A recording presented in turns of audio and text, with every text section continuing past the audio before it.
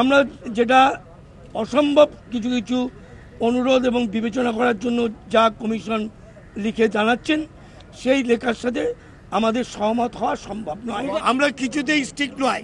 আবার আমরা যেটা চিঠি দিয়েছি সেটা স্ট্রিক্ট। আমরা নির্বাচন চাই বলেই অনেকবার অনেক ব্যাপারে সমঝোতা করেছি। আমরা একদিনে চেয়েছিলাম, আমরা শীতকালে চেয়েছিলাম, হয়নি, মানে নিন বলে আমরা করতে পারিনি। 100 কোটি টাকা যখন ইলেকশনে চেয়েছিলেন আমরা দিয়েছি। অর্থাৎ আমরা ইলেকশন চাইছি বলেই নানা রকম সুযোগ আমরা ইলেকশন কমিশনারকে দিয়েছি এবং আমরা 2 ফেজে করেছি। জেলাগুলোর ভাগটা আলাদা করে করেছি, আমরা সময় পরিবর্তন করেছি। কাজেই আমরা সব সময় চাইছি নির্বাচন হোক এবং সেই নির্বাচন শান্তিপূর্ণ, অবাধ, গণতান্ত্রিক নির্বাচন হোক।